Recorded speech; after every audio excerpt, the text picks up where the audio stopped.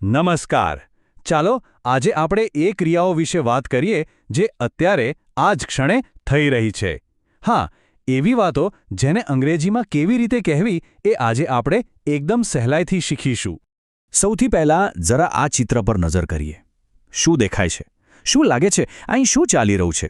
બસ આના વિશે વિચારતા રહીએ, કારણ કે આજનો આપણો વિષય આ જ સવાલ સાથે જોડાયેલો છે.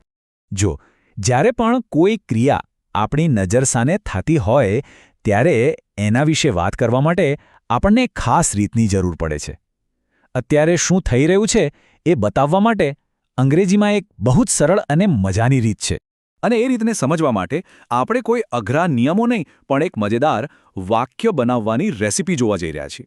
હા, જેમ રસોઈ બનાવવાની એક રીત હોય છે ને, બસ એવી જ રીતે વાક્ય બનાવવાની પણ એક રીત છે. આમ તો વ્યાકરણની ભાષામાં આ રેસીપીને ચાલુ વર્તમાનકાળ એટલે કે પ્રેઝન્ટ કન્ટિન્યુઅસ ટેન્સ કહેવાય છે.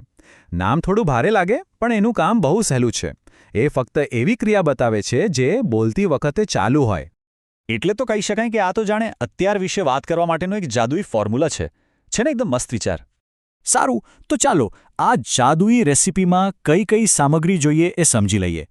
4 જ સરળ સ્ટેપ્સ છે. સૌથી પહેલાં જોઈએ કર્તા, એટલે કે જે ક્રિયા કરી રહ્યો છે એ વ્યક્તિ. પછી એને મદદ કરવા માટે આવે છે એમ, ઇઝ કે આર. ત્યાર પછી આવે છે મુખ્ય ક્રિયાપદ, પણ હા, એની પાછળ આઈએનજી લગાવવાનું ભૂલવાનું નહીં. અને છેલ્લે વાક્ય પૂરું કરવા માટે બીજા શબ્દો. ચલો, હવે ખાલી વાતો નહીં, સીધા ઉદાહરણો જ જોઈએ. ઉદાહરણોથી આખી વાત એકદમ સાફ થઈ જશે. આપણું પહેલું ઉદાહરણ છે આઈ એમ પ્લેઇંગ, જેનો મતલબ થાય હું રમી રહ્યો છું અથવા હું રમી રહી છું. અહીં ક્રિયા અત્યારે જ થઈ રહી છે. હવે બીજું ઉદાહરણ, હી ઇઝ રીડિંગ. આનો અર્થ છે તે વાંચી રહ્યો છે. જોયું? અહીં કર્તા બદલાયો એટલે કે હી આવ્યો તો એની સાથે મદદ કરનારો શબ્દ પણ એ જ થઈ ગયો. અને આ રહ્યું ત્રીજું ઉદાહરણ, ધે આર ઈટિંગ, એટલે કે તેઓ ખાઈ રહ્યા છે. અહીં કર્તા એક કરતાં વધુ છે એટલે આપણે આરનો ઉપયોગ કર્યો. બધું એકદમ લોજિકલ છે. હવે જુઓ, આ ટેબલમાં તો બધું પાણી જેવું સાફ દેખાય છે. પહેલી કોલમમાં કર્તા છે, બીજી કોલમમાં એમ, ઇઝ કે આર છે અને ત્રીજી કોલમમાં આઈએનજી વાળું ક્રિયાપદ. આપણા ત્રણેય ઉદાહરણો પેલી રેસીપીમાં એકદમ પરફેક્ટ રીતે ફિટ થઈ ગયા, ખરું ને? આ રચના કેટલી સીધી અને સરળ છે. તો બસ રેસીપી અને ઉદાહરણો બરાબર સમજી લીધા પછી હવે આ જ્ઞાનનો ઉપયોગ કરવાનો સમય છે. તો ચાલતા ચાલતા એકવાર ફટાફટ યાદ કરી લઈએ. 3 જ મુખ્ય મુદ્દા છે.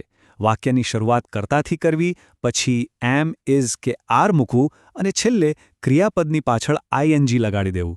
બસ વાક્ય તૈયાર. તો ચાલો આજે જે શીખ્યા એનો તરત જ ઉપયોગ કરીએ. એક ક્ષણ માટે વિચારવાનો પ્રયત્ન કરીએ કે હું અત્યારે શું કરી રહ્યો છું અથવા હું અત્યારે શું કરી રહી છું. જુઓ, આ સવાલનો જવાબ વિચારતા જ ચાલુ વર્તમાનકાળનું એક વાક્ય મનમાં બની ગયું હશે.